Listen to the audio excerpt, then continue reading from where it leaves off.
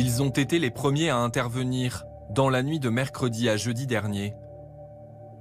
Sur le site de Lubrizol, les pompiers de Rouen ont été confrontés à un incendie d'une ampleur rarissime.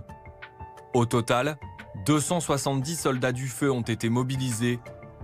Il leur a fallu près de 18 heures pour éteindre le principal foyer de l'incendie. Mais une fois cette mission accomplie, selon ce syndicaliste CGT, certains pompiers ont constaté des symptômes inhabituels. On a pu nous rapporter notamment des agents qui pouvaient être proches du panache de fumée et qui n'avaient pas forcément d'aéré sur le moment, des maux de tête, des maux de ventre, diarrhée, des choses comme ça. On a d'autres collègues qui ont pu avoir des irritations aux pieds parce que, à patauger dans des eaux d'extinction mélangées les hydrocarbures, il arrive au bout d'un moment que nos bottes ne soient pas forcément étanches. Ils ont alerté leur hiérarchie. Étaient-ils suffisamment équipés pour lutter contre l'incendie de matières potentiellement toxiques? Les pompiers qui sont intervenus sur le site sont inquiets. Ils ont besoin d'avoir des réponses réelles, de savoir quels étaient les produits qui ont brûlé, quels sont les résidus de ces produits-là, et derrière, quels sont les risques sur notre santé. Est-ce que demain, on ne risque pas de développer des cancers?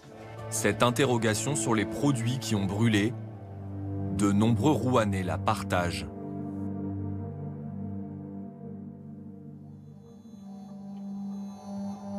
Depuis 2017, les matières dangereuses stockées sur des sites industriels ne sont plus rendues publiques. Une mesure décidée dans le contexte de menaces terroristes. Les entreprises restent évidemment obligées de transmettre la liste de ces produits aux autorités. Dans le cas de Lubrizol, la direction assure n'avoir rien caché. Ce qui est stocké sur le site, ce que nous fabriquons, ce sont des additifs qui sont ajoutés à de l'huile pour les moteurs automobiles notamment. Et ce qui était stocké sur le site, c'était des fûts qui contenaient ce type d'hydrocarbures. Et nous travaillons en totale transparence avec les services de l'État. Et ce sont des produits qui sont connus et qui sont répertoriés. Ce mardi soir, le préfet de Seine-Maritime a finalement divulgué les produits présents dans l'entrepôt touché par l'incendie. Additifs, détergents, solvants. Au total, plus de 5000 tonnes de matières chimiques parties en fumée. Certains des fûts contenant ces produits restent à évacuer de la zone incendiée. Il en restait, je crois, de l'ordre de 1000, vous le précisez, dont 160 qui sont dans un état délicat et pour lequel il y a un protocole d'intervention qui est en cours de finalisation et qui permettront, dans les prochains jours, de s'atteler au déménagement, à l'évacuation de ces fûts qui participent aussi aux émanations d'odeurs. Dans l'incendie, une toiture composée notamment d'amiante a été détruite. Des habitants redoutent que cette matière cancérogène se soit dispersée dans les fumées. Tout ce qui est prélèvement sur des surfaces, le rapport qui sera mis en ligne tout à l'heure indique qu'on ne détecte aucune fibre d'amiante sur les surfaces, aucune fibre d'amiante n'est détectée. Voilà. Et en ce qui concerne les prélèvements dans l'air, on est sur, j'ai envie de dire, le bruit de fond des fibres d'amiante dans l'air, c'est-à-dire des niveaux extrêmement faibles. Les autorités le disent et le répètent.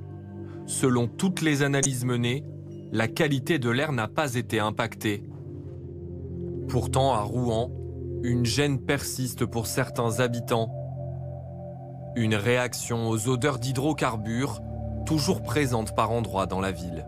Les irritants vont avoir pour effet d'entraîner, comme je vous le disais, des picotements, d'entraîner une toux. Alors, à cela s'ajoute aussi ce qu'on peut appeler l'effet nocebo, c'est-à-dire que les personnes peuvent ressentir des manifestations qui sont liées à une certaine anxiété devant une situation qui n'est pas maîtrisée et qu'elle ne maîtrise pas. S'il devait être confirmé que l'air n'est pas pollué, cela ne veut pas dire, selon les spécialistes, que l'incendie de Lubrizol n'a pas eu de conséquences sur l'environnement. Le problème, c'est la deuxième partie, là-dessus, qui a été insisté, mais pour lesquelles on ne sait pas grand-chose, c'est l'analyse des retombées, des poussières qui peuvent contaminer donc l'alimentation et à ce moment-là avoir, ou les sols, et avoir des effets à plus long terme, puisque l'exposition peut durer plus longtemps, d'où l'application du principe de précaution. Précaution qui a conduit les autorités à suspendre les récoltes pour les agriculteurs. Dans l'attente de nouvelles analyses de ces poussières, leurs résultats sont annoncés d'ici jeudi.